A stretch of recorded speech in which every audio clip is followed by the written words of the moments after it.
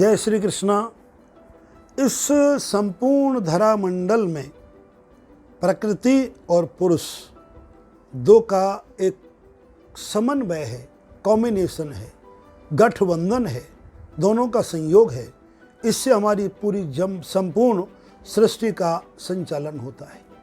ये मानव जीवन प्रकृति का भोग करता है और प्रकृति वृक्षों में सर्वाधिक होता है। यद्यपि झरने, हमारे वृक्ष और नदी, पहाड़, ये सभी प्रकृति का एक स्वरूप है। अब वृक्षों में देखिए कितने सुंदर सुंदर फूल खिलते हैं जो हमारी पूजा में काम आते हैं। कितने दिव्य औषधियाँ हैं जो मृत प्राय व्यक्तियों को जीवन प्रदान करती हैं। कितने हमारे वनस्पति जो वृक्ष हैं जो हमें फर्नीचर देते हैं। कितना वनस्पति हमारे जीवन में भोजन की व्यवस्था करता है। तो हमारे प्रकृति हमारे जीवन का अभिन्न अंग है। अतः प्रकृति का जिसने संरक्षण किया, प्रकृति का सम्मान जिसने किया, वो जीवन में महान बना। ऐसे प्रकृति के सम्मान करने वाले हमारे गॉड, GOD, गॉड, जी माने जनरेटर, ओ माने ऑर्गेनाइजर और डी माने डिमोसलर। ऐसे गॉड जिनमें तीनों क्षमता थी, 16 कला अवतार भगवान श्री कृष्ण, उन्होंने प्रकृति का संपूर्ण संरक्षण किया। गौओं को चराने के लिए जंगलों को उन्होंने बड़ा ही संरक्षण किया।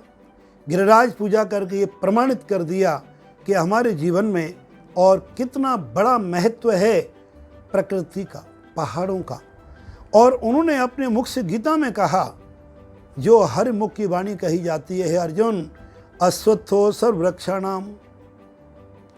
ये जो जितने भी जितने भी दुनिया में वृक्ष हैं, उन वृक्षों में जो अश्वत्थ कहते हैं हम संस्कृत में पीपल को। पीपल का जो पेड़ है वो भगवान श्री कृष्ण का साक्षात स्वरूप है, इसमें कोई संदेह नहीं है। हम लोग पीपल की पूजा करते चले आ रहे हैं क्योंकि पीपल भगवान श्री कृष्ण का स्वरूप है।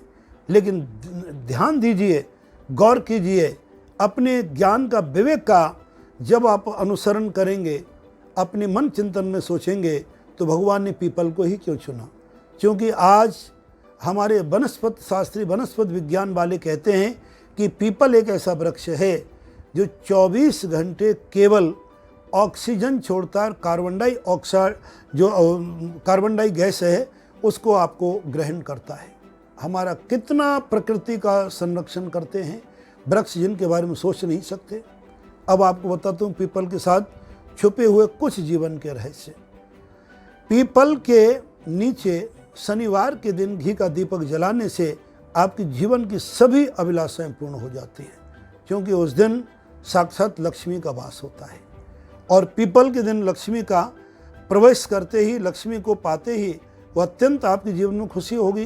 तो पहला प्रयोग मैं बता रहा हूँ कि पीपल के नीचे शनिवार के दिन और दीपक जलाएं। दूसरे बात का ध्यान रहे कि जहाँ तक संभव हो सके रविवार के दिन पीपल के पेड़ के नीचे न जाएं, न पूजा करें, क्योंकि उस दिन दरिद्र लक्ष्मी, जो लक्ष्मी जी की बड़ी बहन है, उनका निवास होता है। तीसरा प्रयोग में अति दिव्य अनुभव से देखा हुआ, अगर आपने पीपल की गरिमा को समझ लिया तो यहाँ तक कि जो उन्माद जिनको कहते हैं डिप्रेशन के रोगी भी ठीक होते, हमने देखे, उनको ठीक किया है। प्रातःकाल जो व्यक्ति, जिनके घरों में पीपल का पेड़ है, घर में नहीं होना चाहिए, सॉरी, वो पीपल के पेड़ घर के आसपास कहीं है। घर में पीपल के पेड़ को निषेध कहा गया है, ये ध्यान रखें। जहाँ आपके पीपल के पेड़ पार करके मंदिरों में होते हैं या पार्क में होते हैं, वहाँ पर आप जाएं, पीपल के पेड़ को बाहों में लेकर के बड़ी श्रद्धापूर्वक उसे भगवान श्री कृष्ण का, विष्णु का रूप मान के अपनी जितनी भी जीवन की व्यथाएं उनके सामने कहो।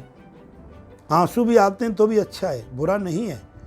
और उनके मन की पूरी बात कहकर के 4 परिक्रमा दो और बार बार उनको ऐसे ऐसे करके आलिंगन करो, यानी बाहों में लो, हक करो, और आप देखेंगे आपके जीवन में कितनी खुशियाँ आएंगी, कितना धन आए। लेकिन ये क्रिया अदर देन संडे के दिन नहीं करनी है। इस बात को अवश्य आपको ध्यान रखना है। तीसरा जो हमने अनुभव से देखा है, पीपल के द्वारा जो धन की वृद्धि का एक अचूक स्रोत है, जिसके बारे में लोगों को बहुत कम पता है। अनुलोम विलोम विधि से पीपल के वृक्ष से 21 दिन तुम पत्ते तोड़ के लाओ।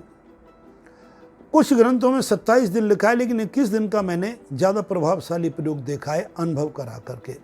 आप किसी भी दिन गुरुवार से आरंभ करें, रविवार के अलावा किसी भी दिन से आरंभ कर सकते हैं। पीपल पे 1 लोटा जल चढ़ा के आएँ, और एक पीपल का पत्ता अगर गिरा हुआ मिल जाए तो अति उत्तम है, गिरा हुआ नहीं है तो तोड़ के भी ला सकते हो डंडी सहित।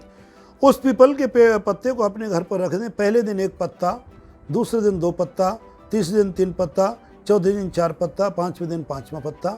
इस तरह से मिनिमम प्रयोग होता है 11 दिन का, और मैक्सिमम तो आप 1 महीने से ज़्यादा नहीं कर सकते, लेकिन 27 दिन का ज़्यादा श्रेष्ठ माना जाता है।